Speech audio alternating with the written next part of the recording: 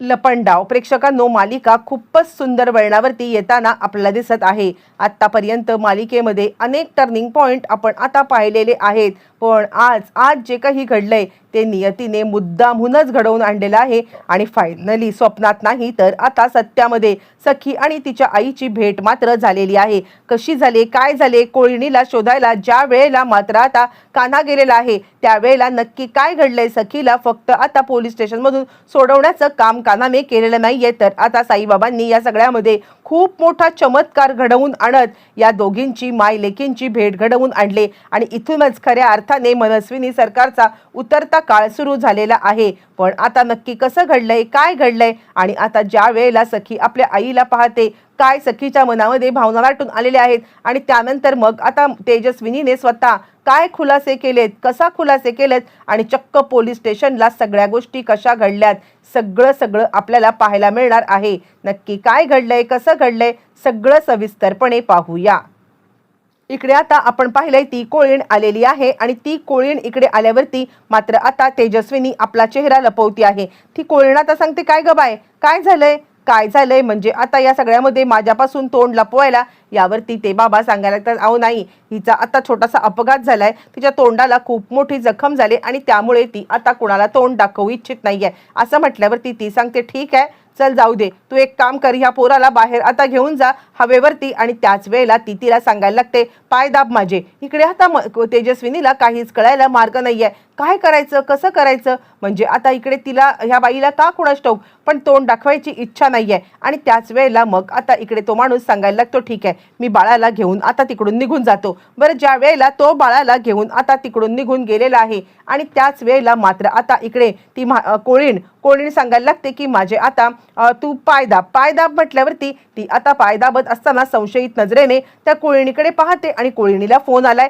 तो म्हणजे मनस्विनीचा फोन आल्यावरती ती आता सांगायला लागते, कुठे आहेस तू, यावरती कोळीण आता सांगायला लागते, कुठे म्हणजे काय, मी तुम्हाला सांगितलं होतं ना मी कुठे आहे ते, इथे एक अंडर कन्स्ट्रक्शन बिल्डिंग आहे ना तिकडे आहे, यावरती तुम्ही कशाला माझी चौकशी करताय, यावरती मनस्विनी सांगायला लागते, हे बघ मला तुला भेटायचं आहे, तू कुठे आहेस हे जाणून घ्यायचं आहे, कारण तुला माहित नाहीये की आता पोलीस तुझ्या मागावरती आहेत। यावरती ती सांगायला लागते, आत्ता जर का तुम्ही माझ्यापर्यंत पोहोचलात ना मग मात्र इकडे आता माझ्या जीवाला अजून धोका आहे, म्हणून मी तुम्हाला काय सांगते की तुम्ही इकडे येऊ नका, मनस्विनी सरकार। आणि हे नाव ज्या वेळेला मात्र आता तेजस्विनी ऐकते तिच्या आता पायाखालची जमीन हादरले, ती विचार करते म्हणजे नक्की चाललंय तरी काय, आणि त्याच वेळेला ती आता बोलणं ऐकत असतानाच मात्र आता इकडे कोळीण सांगत आहे, हे बघा तुमचं काम फत्ते झाले, तुम्हाला त्या आता सखीला जेलमध्ये पाठवायचं होतं ना तर ती जेलमध्ये गेलेली आहे, पण आता एक काम माझं फत्ते करा, मला आता या सगळ्यामध्ये माझी रक्कम पोहोचती करा। यावरती ती म्हणते, मनस्विनी फोनवरती सांगायला लागते,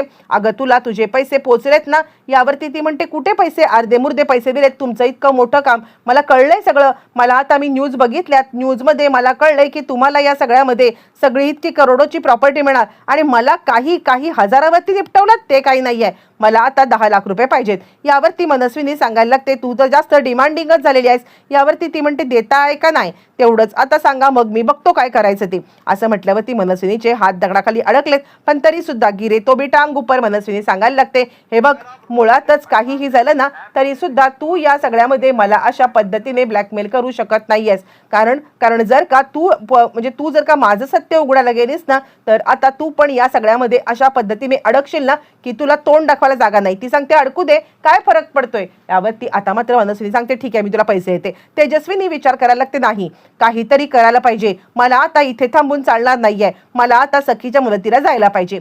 तेजस्विनी आता तिकडून जायला निघाले, तिकडून आता कान्हा यायला निघालाय। बरं, तोपर्यंत इकडे आता सखीने आपण तर पाहिलं काय दणक्यात त्या बाईला धडा शिकवलेला आहे।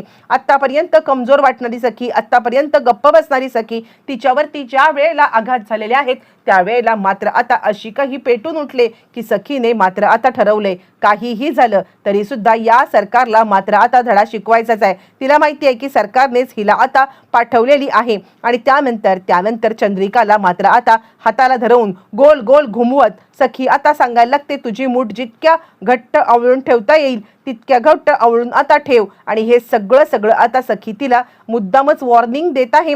आणि त्यानंतर मग आता लगेचच इकडे सखीने तिची मूठ उघडलेली आहे आणि मूठ इकडून थडाथड आता मात्र तिला असे गुद्दे दिलेले आहेत मानेच्या जागी. आणि त्याच वेळेला मात्र आता ती इकडे बेशुद्ध झालेली आहे.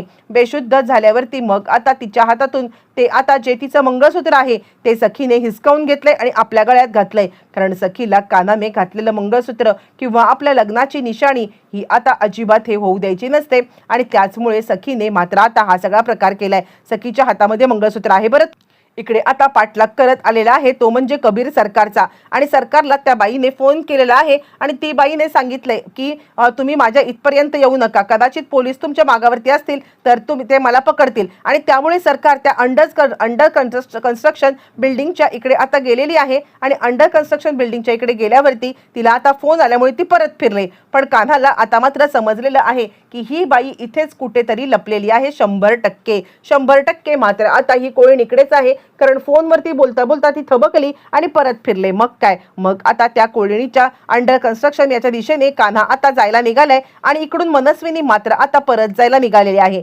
मनस्विनी विचार करते, ठीक आहे ही बोलते ते पण बरोबर आहे, मी इथे थांबण्यापेक्षा मी इथून निघून गेलेली कधीही चांगली, असं म्हणत मनस्विनी जायला निघालेली आहे.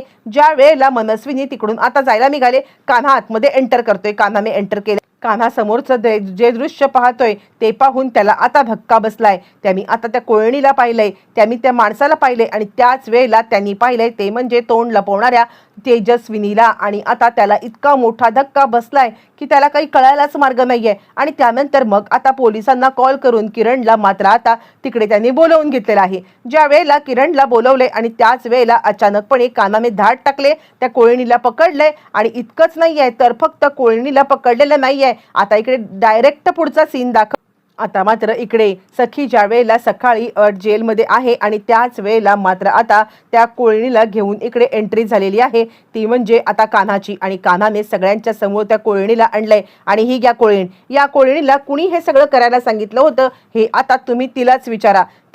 आणि आता तिला इकडे सगळं सत्य तिच्याकडून काढून घ्या असं म्हटल्यावरती मात्र आता ती कोळीण कबूल करते, हो मीच ते मासे मुद्दामच सखी मॅडमना विकले त्यांना अडकवण्यासाठी, असं म्हटल्यावरती मात्र आता इकडे पोलीस सखीला बाहेर काढतात. कान्हाने असा काही जबरदस्त गेम आता पलटलेला आहे की एका झटक्यात सगळी समीकरणं बदलताना दिसतात. आणि त्याच्यातच सखी बाहेर येते. बाहेर आल्यावरती इन्स्पेक्टर साहेब सांगायला लागतात सोडा. आणि त्यानंतर मग आता सखी बाहेर आल्यावरती इकडे आता कान्हा सांगतो, सखी मॅडम तुमच्यासाठी अजून आता इकडे खूप मोठा पुरावा आहे किंवा खूप मोठं तुमच्यासाठी माझ्याकडे एक आता अशी गोष्ट आहे की जी गोष्ट पाहिल्यावरती तुम्हाला मात्र आता खूपच मोठा धक्का बसेल किंवा या सगळ्यामध्ये मात्र आता तुम्ही खूप खुश सुद्धा व्हाल. यावरती आता इकडे सखी सांगायला लागते, काय बोलताय तुम्ही. आणि त्याच वेळेला मात्र आता लगेचच सांगायला लागतोय तो म्हणजे कान्हा, सखी मॅडम तुमच्यासाठी अजून एक आनंदाची गोष्ट आहे. आणि असं म्हटल्यावरती सखी मात्र इकडे तिकडे पाहते. आणि त्याच वेळेला कान्हा आता तिला सांगायला लागतोय,